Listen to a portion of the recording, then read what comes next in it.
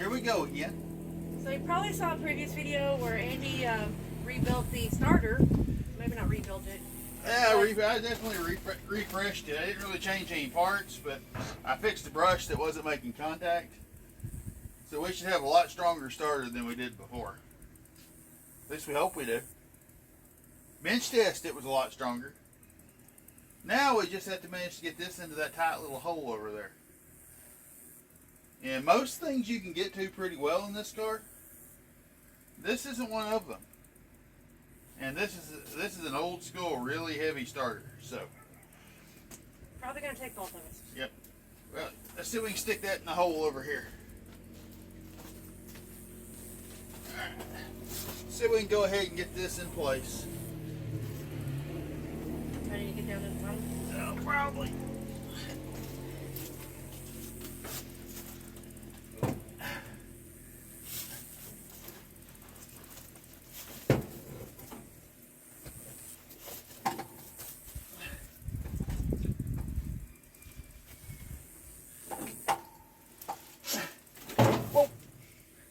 That was close. It didn't hit the ground. It didn't hit me, which she's trying to kill me. Well, she said she's going to get down there to her side. You could have waited. I could have managed to hold on to it. Didn't we have this on a jack last time? Yes. Because I'm like, how? Yep. So, yeah, I might have to lean on the fender, so. Yeah, we better go put this on jack. Yeah, because I have no room. Alright, well, I'm going to go get a jack and we're going to get this starter in. Can you reach it? Oh, God. Oh. It's kind of like having to tie your shoes. You got to hold your breath so you can reach your shoelaces. Well, my hand wouldn't fit in there, so. And I'm too short.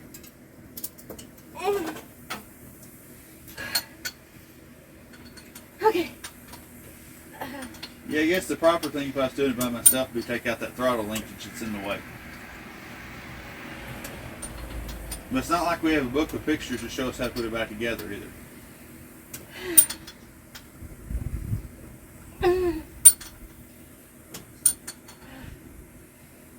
I don't mean to be grunting, but I'm having to hold myself up with my stomach. And if you guys have noticed, I don't have a very strong stomach muscles. I'm not an ab muscle person.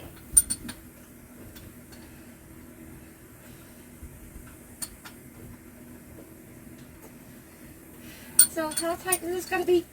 Not as tight as you can get it. Technically it was loose before, so whoever put it in probably had hands my size. Okay, I got the top one done. Okay, I may need help getting back.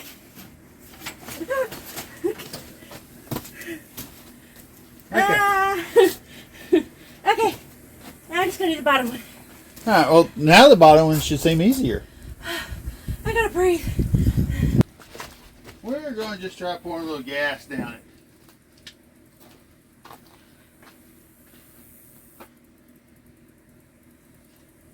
Should be plenty. There, I put. You want to put a lid on the bottle of gas? Why? Why would I want to do a crazy thing like that? Can't imagine. Here we go.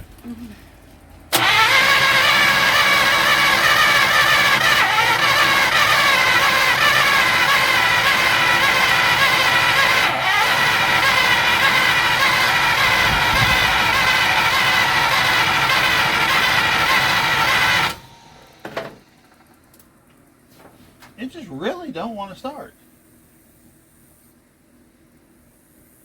24 hours later. Do you have a theory Yeah. on how to get this running or what we've been doing wrong? I'm going to say it's a new day, so I did some research last night and I've changed some things. When we first got this car, it was all hooked up and I assumed it was in running condition as when they parked it. It was definitely not. This distributor was set up like a 1950 Chevy, and it was set because I assumed, okay, well, it's a negative ground just like the Chevys. The distributor probably rotates clockwise just like the Chevys because that's how it was set up. Well, I went and read the service manual. It rotates counterclockwise. So I'm pretty sure I fixed our timing issue right now. And I've been looking at this carburetor, and this sucker is clean. So I'm wanting to go all out and hook up a boat tank. Because, well, as you know, this tank has a hole in it. We can't pull bad fuel from this tank. No. I'm pretty sure that this last ride, whatever this car had, was pretty rough on the rear end. I'm thinking they backed into something. And it wedged up under the car. And that's probably where some of the dents in the bumper came from, pulling it out of whatever they wedged into. Because they got some definite chain dents on the underside of that bumper. Alright, well, I'll tell you what. We are going to hook up a boat tank, and we're going to just see if we can get this thing going. I'm going to try it with the 6-volt system without the cheater 12. But we may have to cheat a little and throw a 12 at it again. Because it's probably been 20, 25 years since this thing was alive. So, it may need a little help. Let's set up a system. Anybody that works on old cars needs one of these. Guaranteed good fuel and a nice gravity feed. Alright. Before it gets going on me there. Alright. Get this all tightened up. And we're going to see if this leaks or not. We may be panicking and undoing a clamp right there in a second, but we'll see.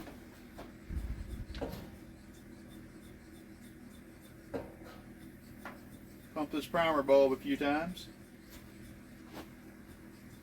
Okay, I got a question. What? Because I don't know the answer. What's to stop it from fuel just keep on flowing in there? If the float's working. If the float's not working, well, no, because there'll be fuel everywhere here in a minute. The float in the Carburetor. Okay. Yes. I'm checking the float right now. Alright, well, you ready to set it on fire? Do I need to get a fire extinguisher? I'm pouring raw gas down the carburetor. If it catches on fire again. That'll be enough. Cup or two. Alright. Ignition on. Contact.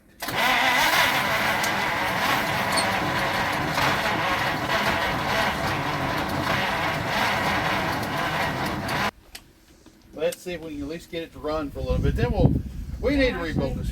Okay. We need to rebuild the carburetor anyway. Even if it is a fresh rebuild from 20 years ago, it'll still be crusty. Alright.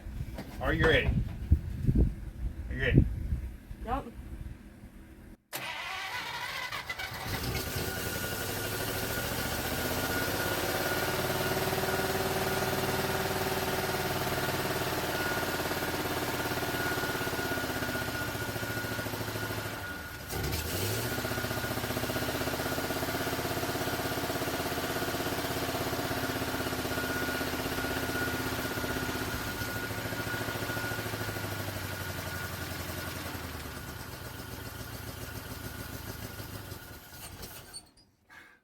So it's not really a black smoke.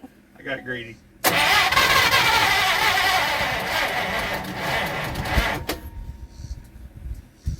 I think my battery's about done.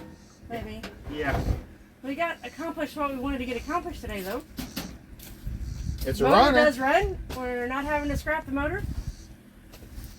It's a runner. So, I'm going to charge the battery up and I want to try it one more time. I just like to, if I can get, I almost had it idling then.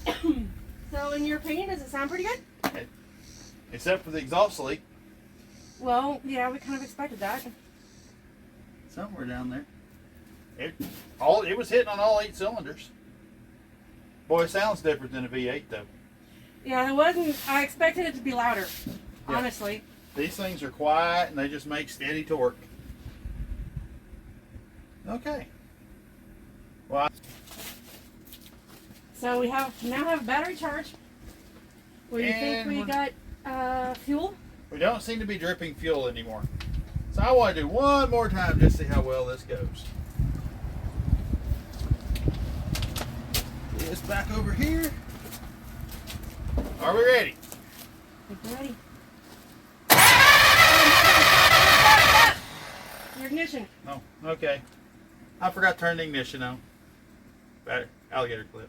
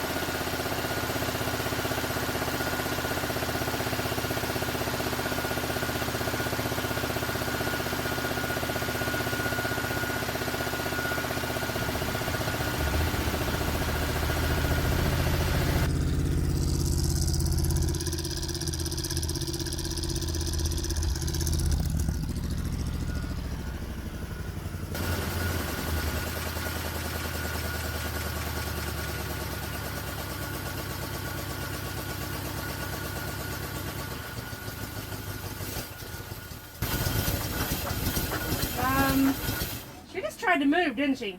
Yes. Well, that's Scary. promising at least. Worrisome.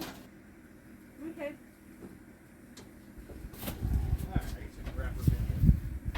So what's our next? Well, so we want to make sure that the next time we try to start it, the car doesn't move. Yeah, since the transmission decided to start working, even though the detent says it's in neutral in there. So I think for our next trick, we're going to check the linkage to be sure the transmission's actually in neutral. Okay, so after that, what else would be the next plan? Oh. Wiring? Well, we need to change this old oil in here. I know that. We need to change the oil. Which I can do that. I need to rebuild the carburetor. Because, as you notice, there's a little leak around the gaskets and stuff. Okay. I think it's been rebuilt. I think it'd be an easy job, no real cleanup. But I'm pretty sure all the gaskets are 25 years old. So that's not making it happy. Now, we talked about doing an alternator. Probably set up a 6-volt alternator. Now, will you be converting that one or do we have to buy one? I don't know yet. I got to pull out. I think this one may be a 10SI. If it is, I can just convert it. Or I can check to see if it's already converted. Now, question. Do we know if it's getting coolant? Well, I mean, not all we got in there is water right now. I have water in there. The water pump wasn't screaming, so. Okay. And I don't see any signs of leaks, so. At least now I know I can start. We definitely have a running engine and apparently a transmission that's willing to do something. He really didn't want me to do anything else until we knew what was going to happen with the motor. Yep. So I can start doing little projects from here and there. You can always hook up the horns so you can hear your horns. Don't Don't get too close to them. These are really loud. That's Budget Builds. Is that who we found out that theirs is really loud? They did a 1953 Pontiac Chieftain, which was a pretty cool show. And so I can start working on interior, spending a little money there. Try to keep it as original as much as I can.